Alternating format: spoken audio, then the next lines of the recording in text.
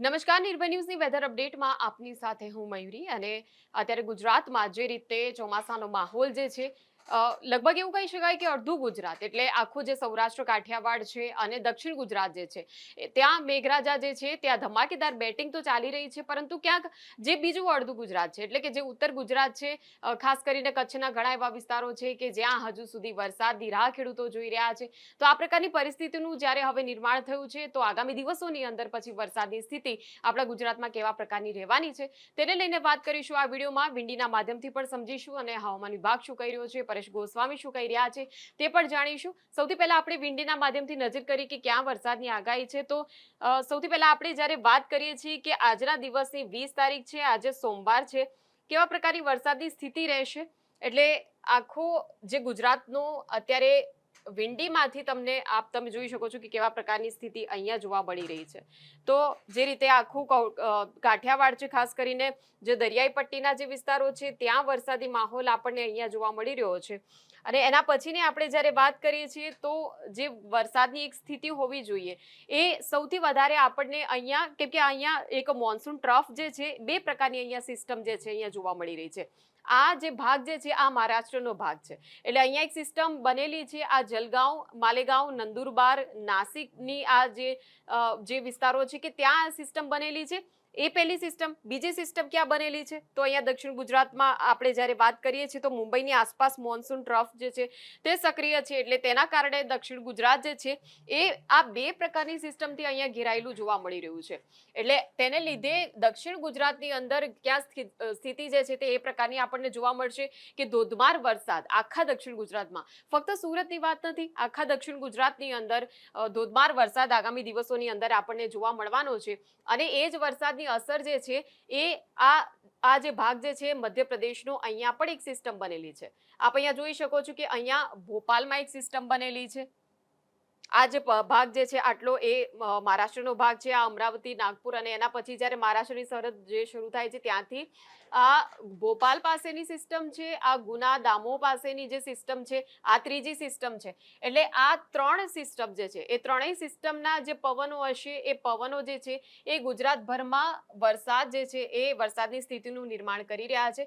પરંતુ તેમ છતાં આ જે સ્થિતિ આપણને અહીંયા જોવા મળી રહી છે એ સ્થિતિ ક્યાંક અહીંયા અમદાવાદ જે છે, મધ્ય ગુજરાતનો જે ભાગ જે છે એના પૂરતી સીમિત બનીને રહી જાય છે. પરંતુ ક્યાંક ઉત્તર તરફ હજુ જેવો વરસાદ જોઈએ એ પ્રકારનો વરસાદ નથી આવી રહ્યો.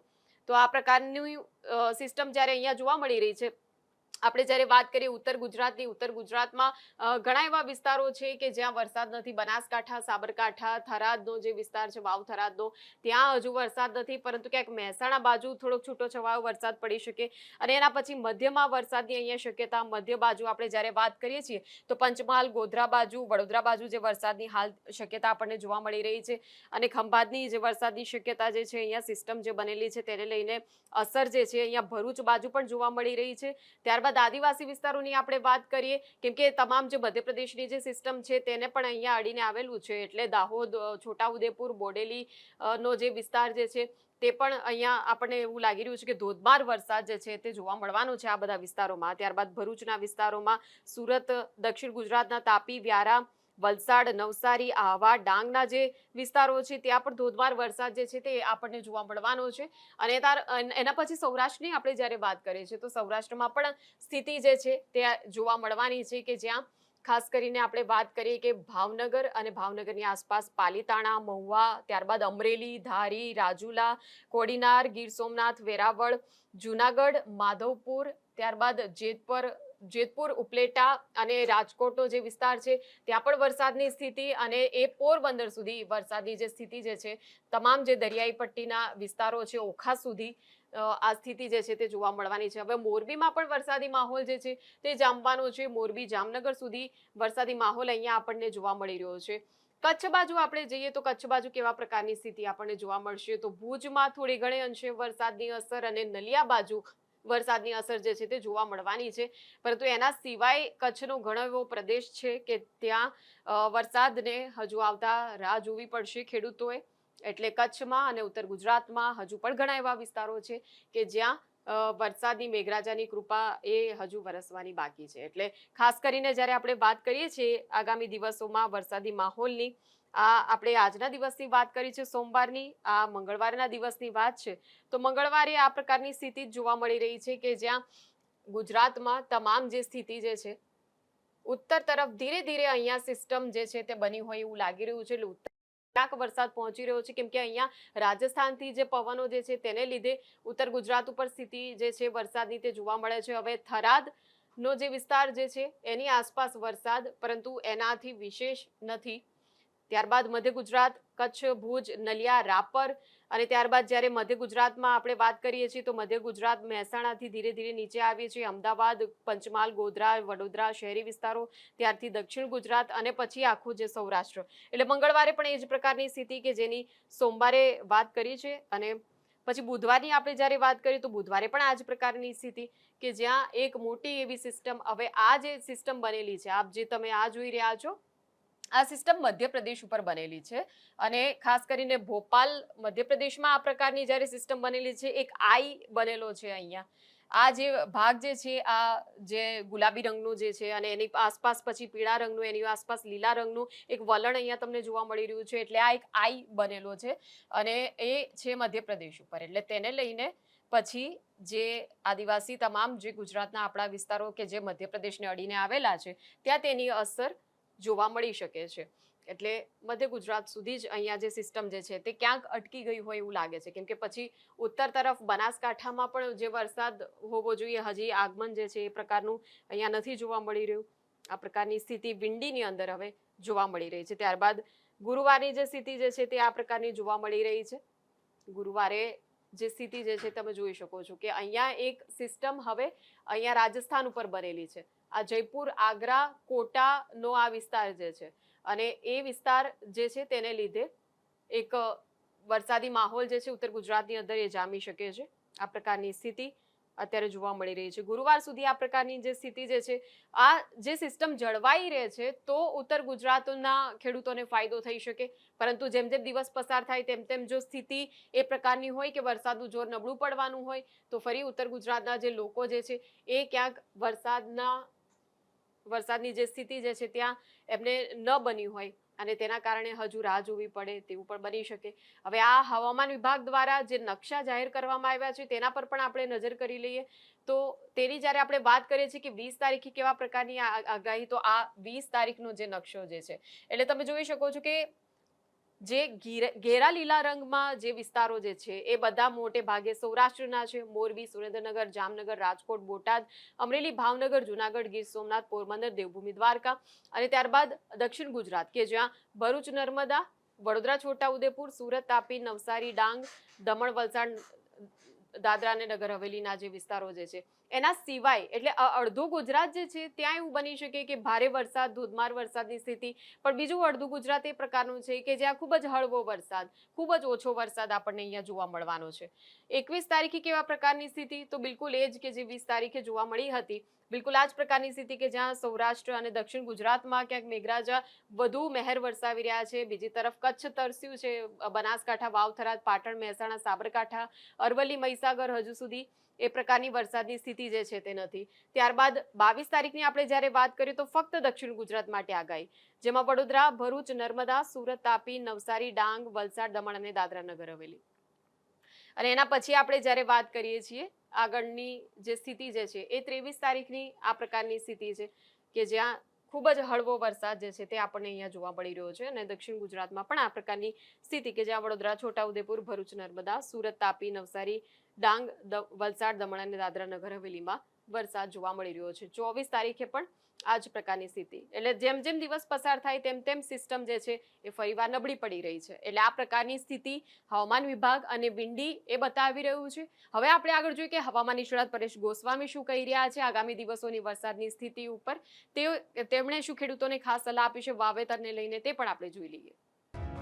પ્રથમ તો આપને એ જણાવી દઉં કે આમ જોવા જઈએ તો આપણે ઘણા સમયથી અનુમાન આપ્યું હતું કે 15 થી 20 તારીખમાં છૂટાછવાયા વિસ્તારની અંદર હળવાથી મધ્યમ ઝાપટાઓથી નોંધાઈ શકે છે. એ જ મુજબ અત્યારે જોવા જઈએ તો મોન્સૂન ઓફશોર ટ્રફ સક્રિય છે અને એ સાથે જે એક યુએસી સક્રિય છે. આ બંને પરિબળોને કારણે અત્યારે છેલ્લા 15 દિવસથી એટલે કે છેલ્લા 3 દિવસથી રાજ્યની અંદર છૂટાછવાયા અમુક વિસ્તારમાં વરસાદ પડી રહ્યા છે. એમાં પણ ખાસ કરીને અમુક વિસ્તાર તો એવા હતા કે જે વાવણીથી વંચિત હતા, એને તો વાવણી લાયક વરસાદ પણ થયા છે.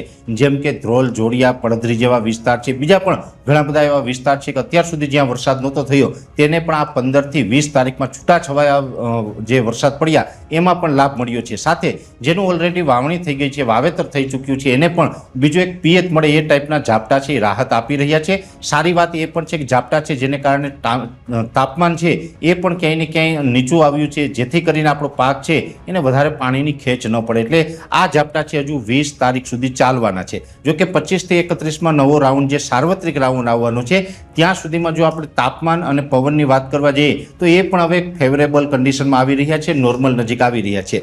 જે ઘણા દિવસથી પવનની ઝડપ હતી એ વધારે હતી, એટલે કે 25 થી 30 કિલોમીટર પ્રતિ કલાકની ઝડપ ચાલી રહી હતી. અમુક વિસ્તારોની અંદર લગભગ 30 થી 35 કિલોમીટરની ઝડપે પવન ફૂંકાતા હતા. એ પવનની ઝડપ છે એ અત્યારે ઘણી બધી ઘટી ગઈ છે, લગભગ 20 થી 22 કિલોમીટર પ્રતિ કલાક થઈ ચૂકી છે. અને હજુ આવતીકાલે આ પવનની ઝડપમાં વધારે ઘટાડો થાય તેવી શક્યતાઓ છે.